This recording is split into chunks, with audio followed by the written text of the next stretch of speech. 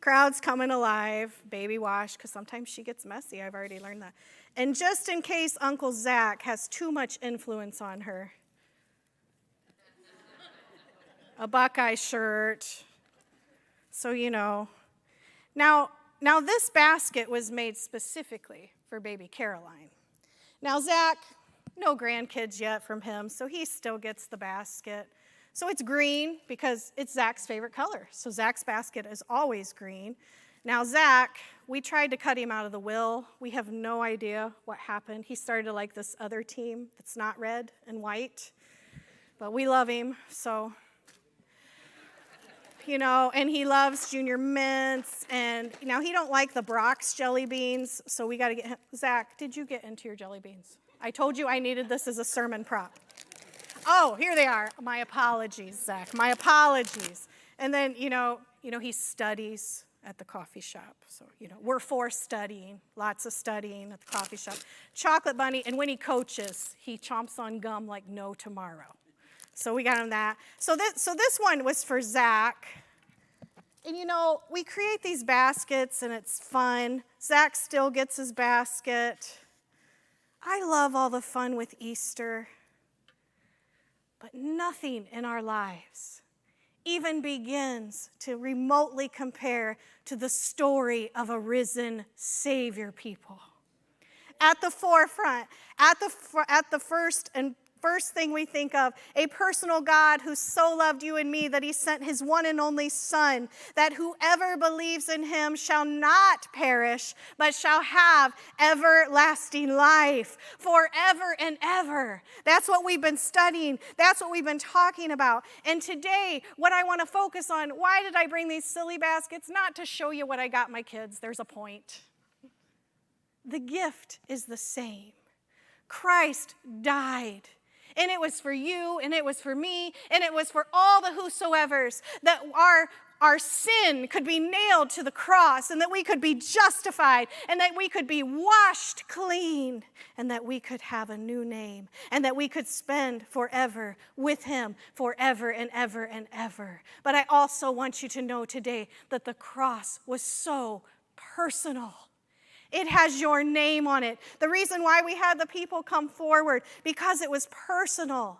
It would be downright silly to give Caroline's basket to Zach. What in the world would he do with a baby bathing suit and a little book and a little Easter dress and a nookie? And what would Caroline do with a chocolate bunny and a peep she can't even eat? We wouldn't do that.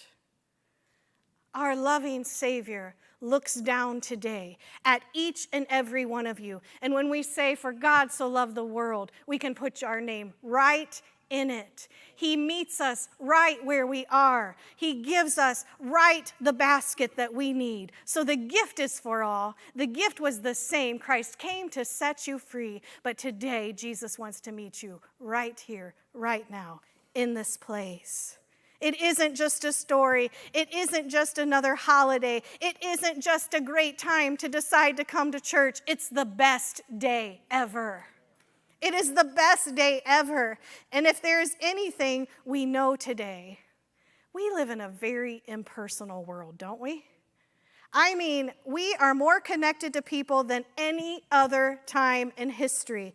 Thousands of people at our fingertips, communicating constantly with one another, able to get places quicker, put it in the GPS. It even tells you when there's traffic. It even tells you when there's a cop near. Now, I didn't know it did that till I was riding with one of my kids, and I'm not going to tell you which one. We're so connected. But we have never been so disconnected as individuals. We have never felt so alone. We don't answer our phones when they ring. I tell Mom, quit answering your phone when it rings. And she still answers. It could be, she says that's silly, but it could be a scammer. It could be anybody. Like, only pick up if you know who it is. That doesn't make any sense to me, Tara. We don't answer our phones when they ring. We don't answer our doors. We have cameras everywhere, and I get it, and I got them. It's a different world. But this is the best day ever. It's personal. It's real. The same gift, the blood that was shed, all the whosoevers today. And we learn through the story just how good our God is. We've been studying in depth this John 3:16. We began 6 weeks ago with the famous conversation between Jesus and Nicodemus, and then he gets to these words, for God so loved the world.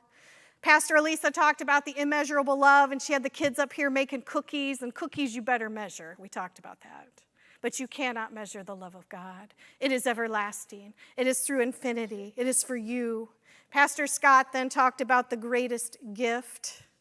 The gift is Jesus. The gift is the Son who came for you and me. And then I got to preach about all the whosoevers, and that was real deep. It's all of us. All of the whosoevers. And then last week, Pastor Scott talked about the narrow gate, and today we get to celebrate that Jesus is the way, the truth, and the life. And there is hope today because of Christ. Now, I want to stick in John. I like to read, and I went back and I read the resurrection story in the Gospels, but I really wanted to stick with John because we've been talking a lot about him and studying about him. And in chapter 14, Thomas, one of the disciples, is brought up. And I love this story with Thomas. Jesus is just breaking down this stuff, and they're trying to catch it, but they really aren't. And they're just trying, and Thomas is the one that speaks up. My sisters are usually the ones, I know you're not going to believe this, I'm kind of the quiet one.